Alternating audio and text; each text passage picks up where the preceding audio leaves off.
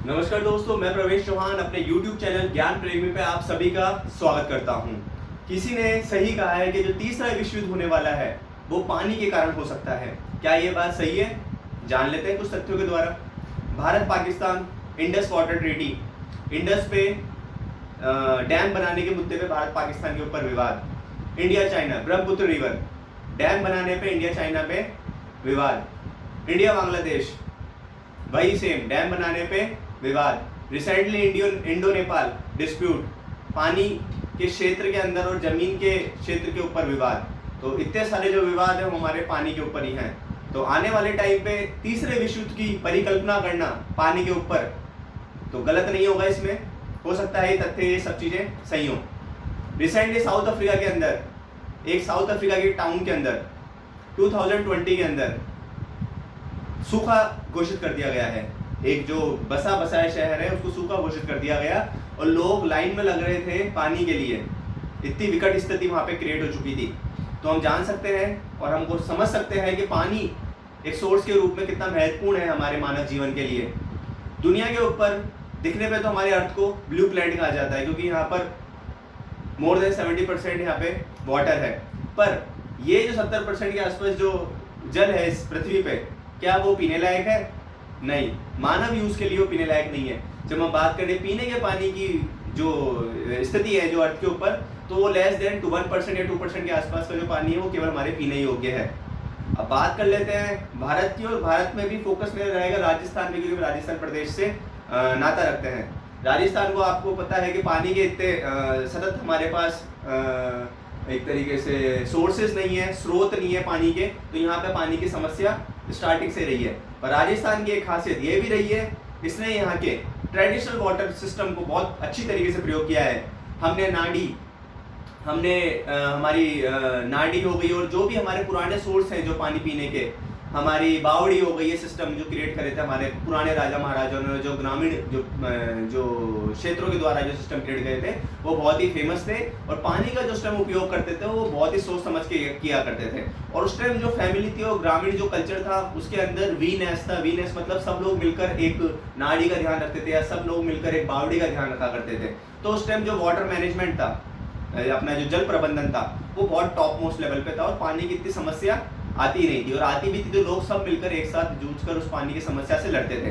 पर आज जो शहरीकरण का जो दौर चला है, अर्बनाइजेशन का जो दौर चला है, उसके अंदर पानी की समस्या बहुत ही विकट हो चुकी है। क्योंकि अब हमारे पाइप्ड वाटर सिस्टम आ चुका है। पाइप्ड वाटर सिस्टम का मतलब अब आपके पाइप से पानी पहुंचाया जाएगा। इसका मतलब इंसान ने और मानव ने हमारी शहरी व्यवस्था के अंदर खुद की जो ड्यूटी थी उसको नकार दिया है और सरकार के ऊपर पूरा का पूरा व्यवस्था डाल दी है। अब सरकार भी अपनी व्यवस्था का या अपनी ड्यूटी का जो भी कर्तव्य का जो रिस्पॉन्सिबिलिटी है उसको कई तक तो निभा सकती है, पर ज़्यादातर वो भी असमर्थ रहेगी। और आज जो हमारे सामने प्रॉब्लम हो चुकी है, विकट प्रॉब्लम आ रही है पानी की। जयपुर शहर के अंदर मास्टर प्लान सरकार ने बना रखा है 2025 का, और 2025 के मास्टर प्लान के अंदर ऐसी बहुत सारी चीजें हैं जो मैंने पढ़ी हैं जो प्रैक्टिकल रूप से ग्राउंड लेवल पर नहीं है। तो इसका मतलब सरकार अपना रोल करने की कोशिश कर रही है, पर being a citizen of this nation, इस शहर के निवासी के रूप में भी हमारे भी बहुत सारे कर्तव्य हैं जो हमको पूरे करने पड़ेंगे। कर्तव्य आज तो या तो हम आज कर लें, और अगर हमने आज ये कर्तव्य नहीं करे तो आज से 10 साल 20 साल बाद हमारे शहर के अंदर ऐसी व्यवस्था हो सकती है जो साउथ अफ्रीका के टाउन के अंदर हो रही है। लोगों को पानी के लिए लाइन में लगना पड़ रहा है, या फिर कानून व्यवस्था भी बिगड़ सकती है। पानी के लिए लड़ाई तो हमारे ग्रामीण जो शहरी क्षेत्र के अंदर देखते हैं हम आए दिन की रहती है। और ये व्यवस्था मान लो बहुत ही प्रचंड रूप ले ले और 10-15 साल बाद हम देखेंगे भाई आए दिन ये पानी के लिए लड़ाई हो रही है मोहल्ले मोहल्ले गली गली के अंदर। तो ऐसी व्यवस्था हम देखना चाहते हैं या नहीं देखना चाहते हैं, ये हमको खुद से प्रश्न करना पड़ेगा। अगर हम सोच रहे हैं नहीं देखना चाहते तो हमको हमारा कर्तव्य निभाना पड़ेगा। अब बात कर लेता हूँ मैं उस बांध की जो जयपुर के निवासी बहुत अच्छी तरीके से जानते हैं, स्पेशली जो 95 से पहले बॉर्न है जो इस चीज को समझते होंगे। ये है हमारा रामगढ़ का बांध। 1897 के अंदर जयपुर के महाराजा ने इस बांध की नींव रखी गई कि जयपुर के जो चार दीवारी क्षेत्र है, जो जयपुर का ओरिजिनल जो आज पार्ट है, जिसके अंदर जयपुर की कल्चर बसती है, जयपुर की आइडेंटिटी बसती है, जयपुर की आत्मा बसती है, उसके लिए उस टाइम के महाराजा ने यहाँ पर बांध की व्यवस्था करी और इसकी नींव रखी गई। 1903 के अंदर ये बांध बनकर तैयार हो गया और इसका नाम बांध का रखा गया रामगढ़ बांध। रामगढ़ इसका बांध इसलिए रखा गया, जयपुर के महाराजा क्षत्रिय कुल से थे और राम भगवान को वो अपने गुरु के रूप में मानते थे, तो इसका नाम रामगढ़ बांध रख गया। 1903 पे जो रामगढ़ बांध था तैयार हो गया और 4 दीवारी और आसपास के ग्रामीण क्षेत्रों के अंदर इरिगेशन की फैसिलिटीज और 4 दीवारी को एक तरीके से पीने का पानी प्रोवाइड करने का काम इसने स्टार्ट कर दिया। 1931 से इसने अपने जो भी इरिगेशन का था और जो वाटर जो ड्रिंकिंग वाटर फैसिलिटीज थी पूरी तरीके से इसने आसपास के क्षेत्रों में काम करने का स्टार्ट कर दिया था। अब देखिए इसमें प्रॉब्लम कहाँ से आती है। इसकी प्रॉब्लम स्टार्ट होती है वैसे तो लेट 1990s के अंदर, और उससे पहले 1982 के अंदर आपको बता दूं एशियन गेम्स हुए थे न्यू दिल्ली के अंदर। उसका जो नौकायन जो प्रतियोगिता थी वो रामगढ़ बांध के अंदर ही हुई थी। आप समझ सकते हैं आज इस बांध की स्थिति जो वहाँ पे गया होगा समझ सकता है, बिल्कुल सूखा है। और 1982 की इंटरनेशनल लेवल पर हमारे नौकायन प्रतियोगिता रामगढ़ बांध के अंदर ही हुई थी, और उसी के आसपास में सरकार ने एक डाक टिकट भी जारी किया था रामगढ़ के नाम पर ही। जो डाक टिकट जारी हुआ 1982 के एशियन गेम्स, और आज स्थिति रामगढ़ बांध की हम देख रहे हैं बहुत ही दयनीय है। 1981 के अंदर इवन जब बाढ़ आई थी, आप अपने जो भी अपने दादाजी पापा जी जो भी हैं उनसे पूछना कि 1981 के बाढ़ आई थी और जम्वा रामगढ़ इतना भर गया था कि उसके जो गेट्स थे उनको खोलना पड़ा था, जिनको शहरी भाषा के अंदर आज भी एक चीज से जाना जाता है कि रामगढ़ का जो बांध है वो पानी से लबालब हो गया था और टूट गया था। सब चीजें इसमें बनाई जाती है कहानियां। तो इतना पानी था 1981 तक, 1982 तक, 1985 तक। 1991 तक पानी की बहाव जो क्षमता थी रामगढ़ मोड़ की बहुत अच्छी थी, पर 91 के बाद जैसे शहरी अर्थव्यवस्था खुली, लोगों के पास पैसा आया और इस अर्थव्यवस्था के लालच के अंदर लोगों ने वहां पर अतिक्रमण करना स्टार्ट कर दिया। अब अतिक्रमण किस लेवल पे हुआ और किस किसने किया इसको मैं आपको धीरे धीरे फैक्ट्स के द्वारा बताता हूँ। पहला, किसानों ने, वहाँ के जो भी टीनेंट्स ने वहाँ पे जो बहाव क्षेत्र था उसमें खेती करना स्टार्ट कर दिया। अब खेती करने से क्या हुआ, जो वहाँ पे नदियाँ आती थी, कहते थे पहले कि ये रामगढ़ का जो बांध है इसके अंदर 7 नदियों का पानी आता था, पर बाणगंगा और एक वहाँ की लोकल नदी थी, ये 2 नदी महत्वपूर्ण थी 1991 तक भी कि जम्वा रामगढ़ के अंदर ये पानी प्रोवाइड करती थी और वहाँ पे जो बहाव क्षेत्र था वो पानी बढ़ा देता था, जम्वा रामगढ़ बढ़ा देता था। पर इन 2 नदियों के जो बहाव क्षेत्र थे उसमें किसानों ने क्या करना स्टार्ट कर दिया, खेती करना स्टार्ट कर दी, तो उसको अवरुद्ध कर दिया उस मार्ग को। दूसरा, जो प्रभावशाली लोग थे, जो फार्म हाउस वाला कल्चर है, वहाँ पे लोगों ने फार्म हाउस लिए और वहाँ पे फार्म हाउस को बना दिया और उन्होंने भी बहाव क्षेत्र को रोक दिया। टोटल एक आरटीआई के मुताबिक 109 जो फार्म हाउस है वहाँ पे बने हुए हैं, उसमें से 38 के आसपास जो लोग हैं वो बहुत ही प्रभावशाली लोग हैं जिन्होंने वहाँ पर फार्म हाउस की स्थापना कर दी। उसके बाद तीसरा है national institute of medical sciences, focus की साइड आप जाएंगे तो आप देखेंगे बहुत ही बड़ा कॉलेज है, बहुत ही प्रभावशाली व्यक्ति का है। उसने भी वहाँ पे क्या करा, कॉलेज की स्थापना कर दी। कुछ क्षेत्र है वो बहाव क्षेत्र के बाहर है, पर कुछ क्षेत्र है वो बहाव क्षेत्र के अंदर है। अब कुछ बहाव क्षेत्र के अंदर भी वहाँ पे क्या कर दिया, कंस्ट्रक्शन कर दिया हॉस्टल का। जिला प्रशासन से इजाजत ली गई नहीं, राज्य सरकार से प्रशासन से इजाजत ली नहीं गई, और अपने आप ही प्राइवेट प्रॉपर्टी को, उसको जो खसा नंबर था किसान से खरीद कर उसको कॉमर्शियल यूज में लेना स्टार्ट कर दिया निम्स के, और हाल ही में उसको ध्वस्त कर दिया गया है सरकार के द्वारा जब हाईकोर्ट ने इस पर सख्ती दिखाई। ये 3 तो होगा। चौथा, सरकार ने खुद ही वहां पे रोड कंस्ट्रक्शन कर दिया है बहाव क्षेत्र के अंदर, और उस रोड क्षेत्र जो रोड बनाया गया है उससे भी कहीं ना कहीं बहाव क्षेत्र में प्रॉब्लम आई है। और 5वां है जो वहाँ पे फॉरेस्ट एरिया था, वहाँ पे लोगों ने पहाड़ी क्षेत्र पे घर बना लिए और उसमें भी नदी के जो बहाव क्षेत्र है उसमें अवरुद्ध पैदा हुआ है। तो ये 5 चीजें हैं जिस कारण रामगढ़ एनक्रोचमेंट एरिया से भरा हुआ है। कुल मिला के आरटीआई के थ्रू 800 से ज्यादा एनक्रोचमेंट हैं, और अभी तक हाल रिसेंटली 2019 अक्टूबर तक ओनली 20% एनक्रोचमेंट हटे हैं, जबकि इसकी शिकायत विधानसभा के अंदर हो गई, इसकी शिकायत हाई कोर्ट के अंदर, सुप्रीम कोर्ट के अंदर, इवन लोकसभा के अंदर भी मैटर उठ चुका है, पर अभी तक भी इस बहाव क्षेत्र के लिए कोई कॉन्क्रीट स्टेप राजस्थान सरकार द्वारा नहीं उठाया गया है। अब कौन कौन सी बॉडीज हैं इसके अंदर जिन्हों को रिस्पॉन्सिबिलिटी लेनी चाहिए पर वो ले नहीं रही है।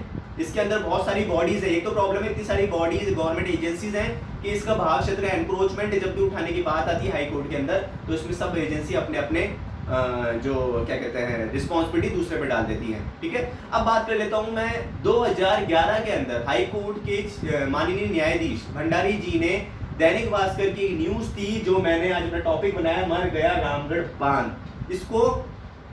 इस पे सुमोटो प्रसंज्ञान लिया, कॉग्निजेंस लिया, और हाई कोर्ट ने एक कमेटी बनाई जिसके अंदर 2 सीनियर एडवोकेट्स को रखा गया AAG additional advocate of general of Rajasthan को वहाँ पे पार्टी बनाया गया, और बहुत सारी गवर्नमेंट बॉडीज है उनको भी पार्टी बनाया गया है, जिनके मैं नाम बता देता हूँ। जयपुर डेवलपमेंट अथॉरिटी 1982 एक्ट के तहत जो एक बॉडी बनी हुई है उसको पार्टी बनाया गया। क्यों बनाया? क्योंकि लैंड कन्वर्जन बहुत मास लेवल पे हुआ है, वहाँ पे फार्म हाउस बने हैं, वहाँ पे इंडस्ट्रियल एक्टिविटीज कॉमर्शियल एक्टिविटीज हो रही हैं, पर उनमें लैंड कन्वर्जन नहीं किया गया है, JD के अधिकारी द्वारा भ्रष्टाचार के आरोप लग रहे हैं उस पर। दूसरा जो बनाया वो जयपुर नगर निगम को बनाया, क्योंकि आमेर क्षेत्र जो है जयपुर नगर निगम के अंतर्गत आता है, तो वहाँ भी अतिक्रमण हुए हैं। तीसरा जो पार्टी बनाई वो जिला प्रशासन को बनाई।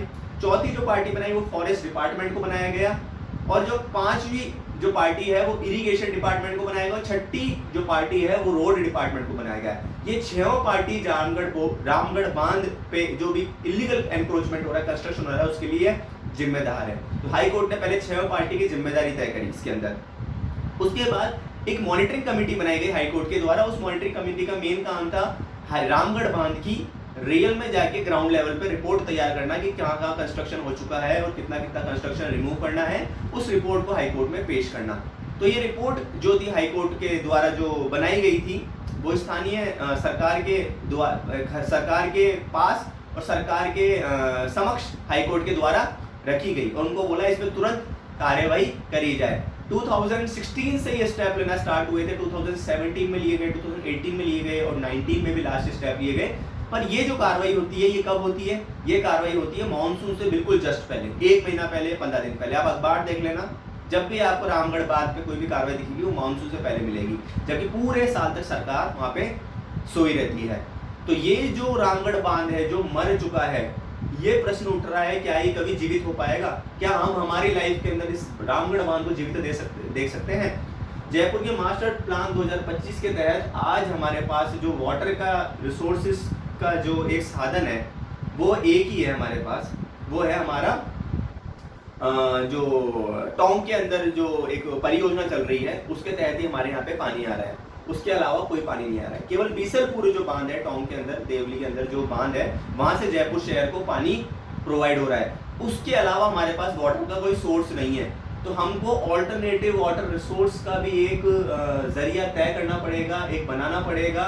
फ्यूचर में अगर जयपुर के पास पानी की अगर एक सोर्स से कमी हो जाए तो कम से कम दूसरा सोर्स तो यहाँ पे पानी प्रोवाइड कर सके।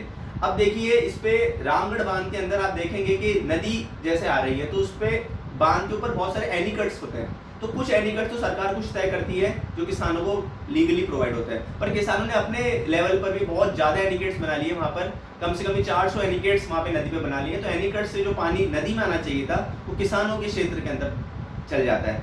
उस कारण भी रामगढ़ बांध आपका भर नहीं पा रहा है। अब फार्म हाउस वाले इशू, आपके मेडिकल कॉलेज का इशू, आपके किसानों के इशू, आपके इरिगेशन का इशू, आपके रोड के इशू, ये जब तक पांचों सॉल्व नहीं हो पाएंगे, जब तक रामगढ़ बांध के अंदर पानी नहीं आ पाएगा। और एक सिटी अगर सक्सेसफुल होती है सिटीजन्स के लिए, अगर सिटीजन्स को एक शहर के अंदर रहने के अंदर खुशी महसूस होती है, तो उसके अंदर कहीं ना कहीं पानी का भी बहुत बड़ा रोल है। अगर हमारे यहाँ पानी पीने का नहीं होगा, हमारे यहाँ पानी यूज करने के लिए नहीं होगा, तो यहाँ के सिटीजन्स की जो लाइफ है बहुत ही बदतर बन सकती है।